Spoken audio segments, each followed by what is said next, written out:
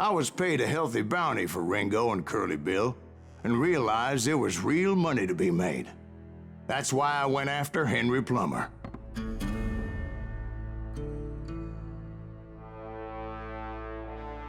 Now, wasn't he the sheriff who augmented his income by shaking down miners and robbing gold shipments? That's the one.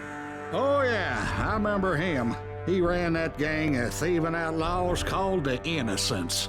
So it's true that you went toe-to-toe with him? Indeed I did, son. Indeed I did.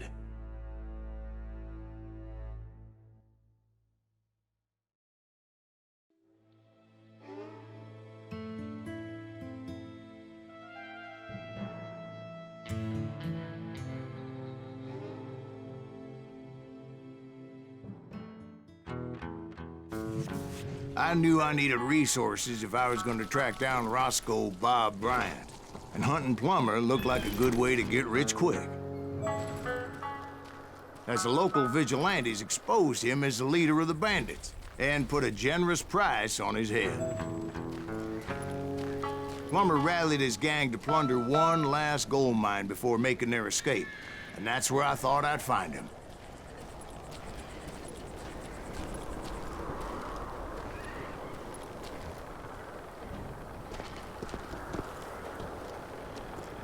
It makes me nervous standing so close to all these goddamn barrels of gunpowder. Why would you be nervous? No one has the cojones to come after us. As long as you don't light up a secret, we're fine. As my late father pointed out to me more than once, God made men, but Samuel Colt made them equal.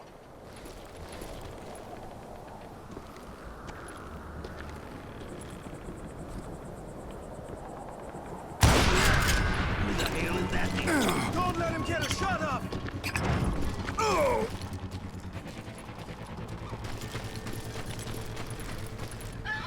I knew that dynamite wasn't mine, so I decided the polite thing would be to return it. It was the biggest gold rush since Sutter's Mill in '48. Unfortunately, prospectors weren't the only ones drawn to those riches. There were thieves and killers, robbing travelers and hijacking gold shipments. Like those that ran with Plummer. Some were just regular folks I knew from town, drawn by greed and easy pickings. Charlie Crow, blacksmith. James, who worked in the stable. Plummer had a lot of men on his payroll. A hell of a lot. That son of a bitch pretended to protect the public with one hand while stealing and blind with the other. Of course, the rest were veterans of the Civil War. Stone-cold killers trained on the bloody fields of Shiloh and Antietam. He set up a defensive perimeter which I had no idea how to breach. I thought I was some kind of hero.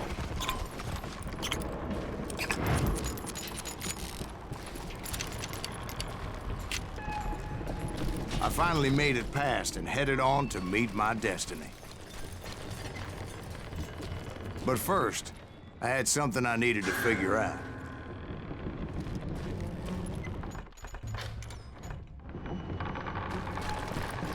I had a few ideas on how to get into that mine, but once I made my decision, I knew there was no turning back. So my first thought was to enter the nearest mine portal. I saw an entrance. Made sense. It was the quickest way in, but that also made it more dangerous, as there would undoubtedly be enemy pickets posted along the way.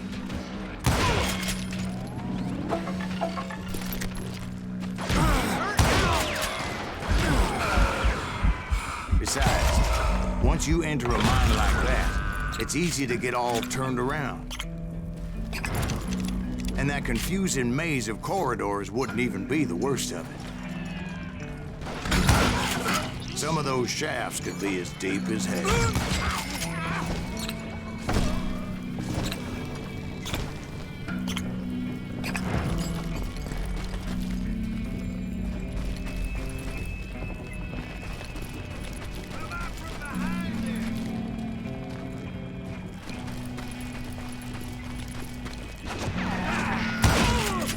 single stumble or misstep can easily end in a deadly plunge to oblivion.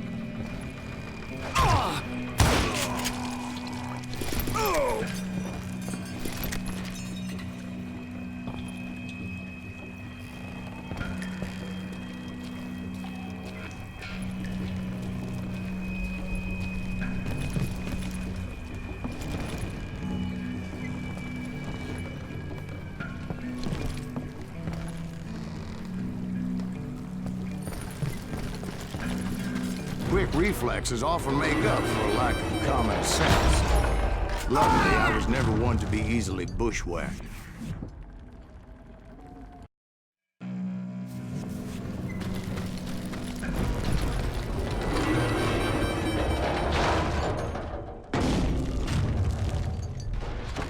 I would just need to be careful not to blow myself to kingdom come.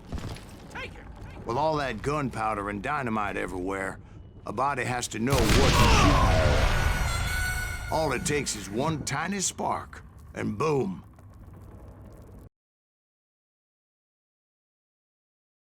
Surprise!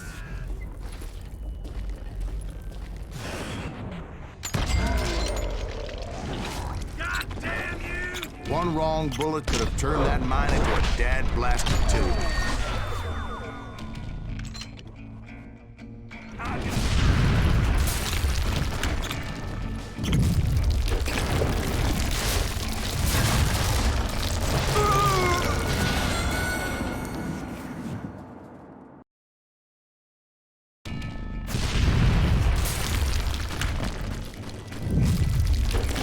I freely admit that my plan of attack was not just moronic, but clearly insane.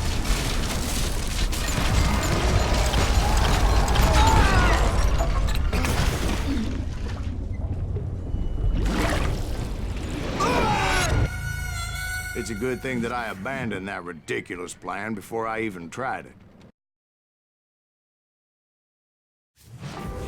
Instead, I spotted a ladder, way into the mine from the opposite side.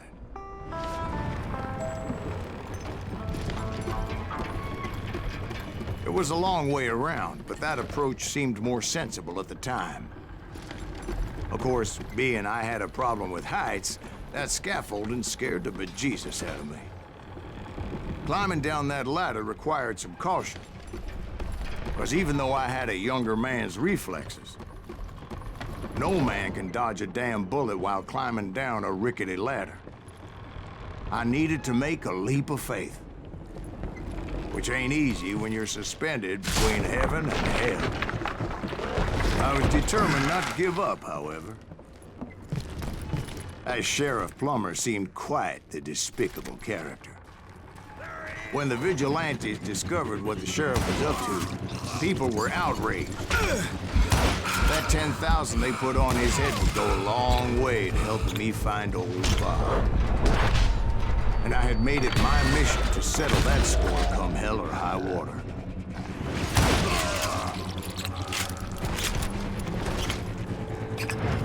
But first, I would have to make a choice. Take the elevator or climb the ladder.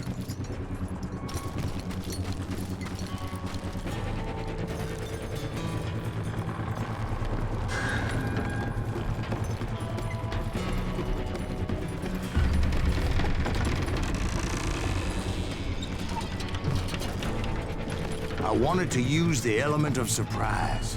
Plus, I figured I could use the exercise. I was warmed up already, so what the hell?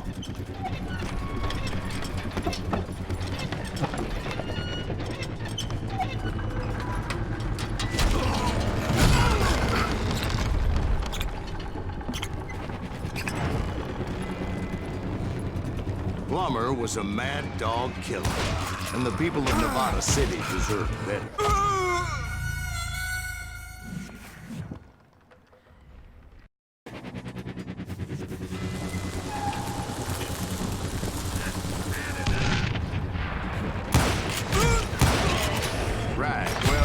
He was the sheriff of both places at one time or another, but that's neither here nor there.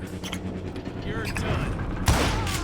The point was, taking him down would save a lot of lives, including my own.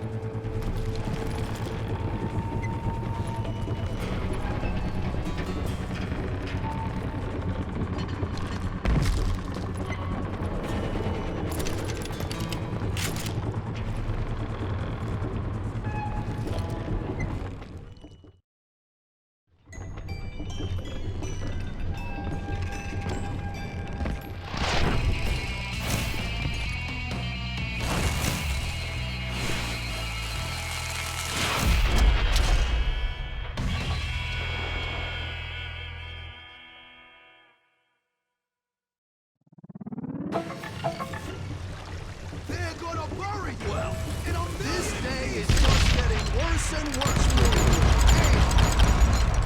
Henry Plummer was clearly unhinged, and I could see right away that this was gonna take some doing. You ain't taking me!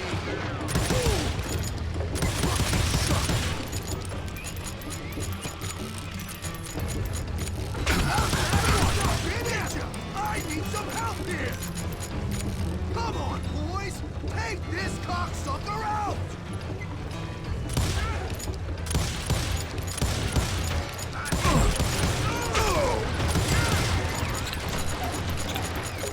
That's right!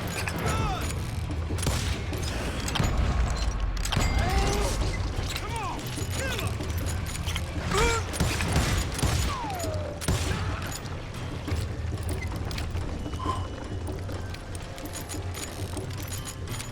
They're gonna bury you in a million pieces!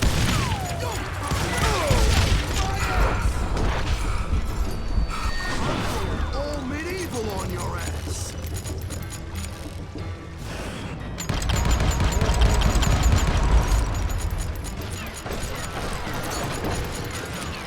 They're gonna need a dustpan to pick you up!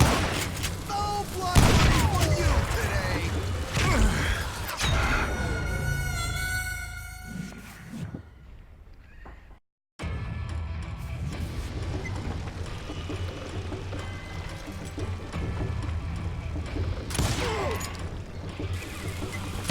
ain't taking me!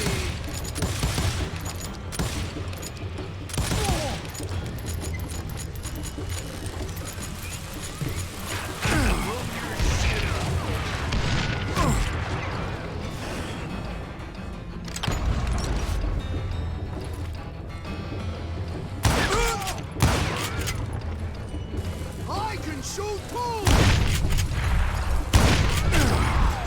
Keep pissing me off! See what it gets you! You can shoot! Can you aim? Gonna blow you into next week, boy!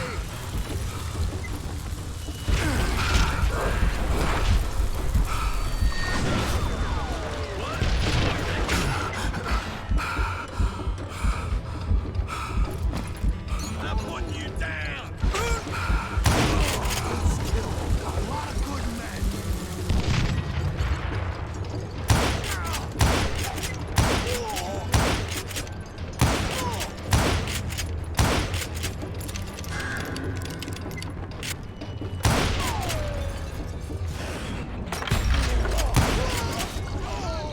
So that's how Henry Plummer died. Him and his crew were worth their weight in gold. And now, I was officially a bounty hunter.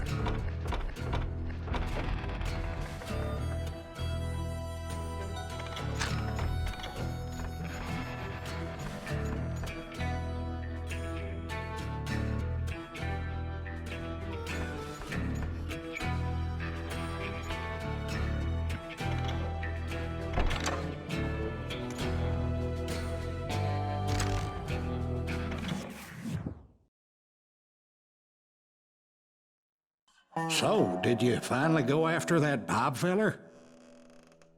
Well, I heard word he was in Kansas with John Wesley Hardin.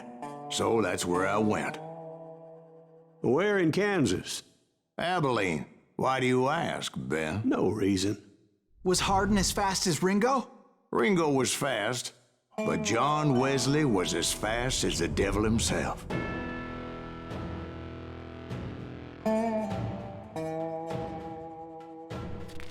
Hell, he killed his first man at 15. From that day forward, he had a price on his head and wouldn't back down for nobody, not even Wild Bill Hickok himself.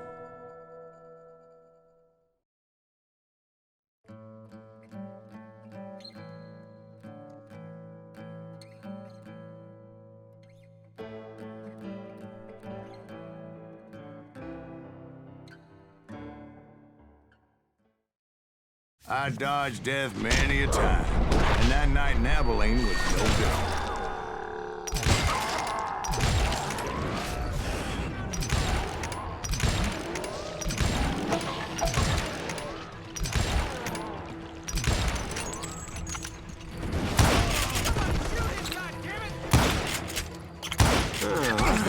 Texas Rangers got Harden. Yeah, that's what they want you to believe. I was there with the intention of finding that bastard Bob and collecting the bounty on John Wesley. It was holding a witch's tit and a brass bra that night as I fought my way past his loyal compadres to the very same saloon we're sitting in today. Look around and imagine this place painted in blood. Harden was waiting for me, and...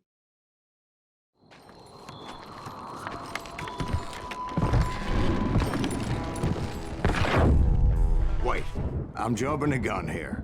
Let me back up and give you some background on this sumbitch. He deserves that much. Don't you think so, Ben? John Wesley Harden was a killer. By the end, he confessed to taking the lives of 42 men. Fathers and husbands, brothers and sons, men with families who cared about them. He was a bona fide folk hero by then, and had amassed a gang of armed miscreants and other assorted thugs. He and his men set up camp outside of town, and I was hoping Bob was among them. Shit, it's cold. Shoot that son of a bitch! They didn't ask why I was there. They knew. As most of them were wanted as well. I figured Harden was here somewhere, but to get to him, I'd have to get past his gun hands. I had to spill a lot of blood to find out Harden wasn't in that camp. He was carousing in town with his closest friends. Harden's boys apparently didn't want me to reach the Bull's Head. Some were hightailing it into town to inform their jefe of my unwelcome presence.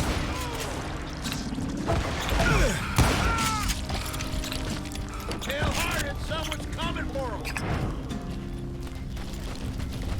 Stop that son of a bitch! Let the boys know we got another law dog.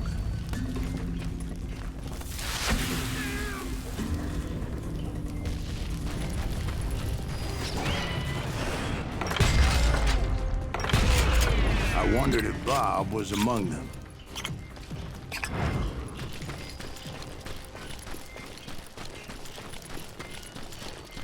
And I steeled myself for the fight ahead. For as good as I was, deep down I wondered if John Wesley wasn't just a little bit better.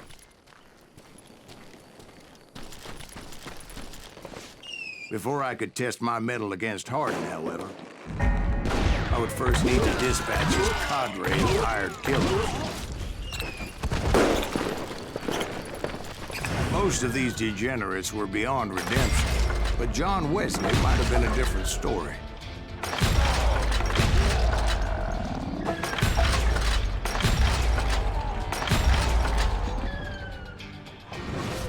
I didn't learn until later that that night was in fact his birthday celebration.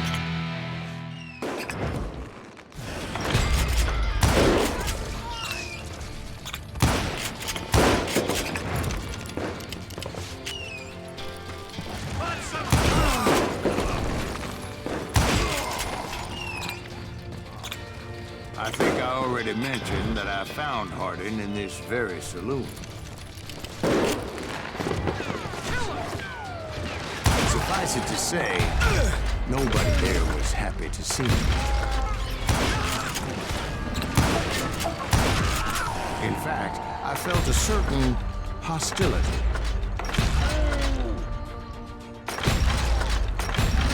I was disappointed that neither Bob nor John Wesley were among the dead. But that was short-lived, as a moment later I was facing down the fastest gun in the West.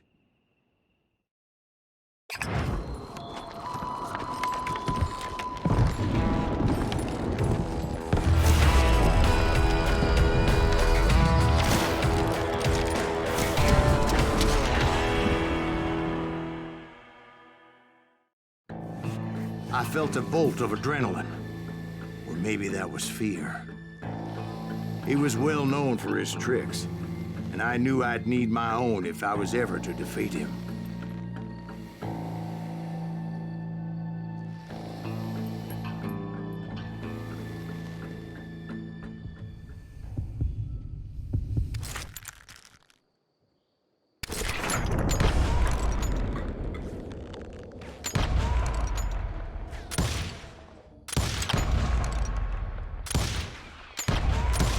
That man was faster than greased lightning.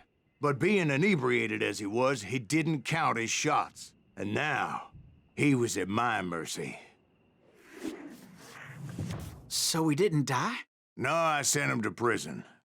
Years later, after he was free, some restless avenger took his life. Shot him in the back at a saloon just like this one. Anybody up for another beer? Ben?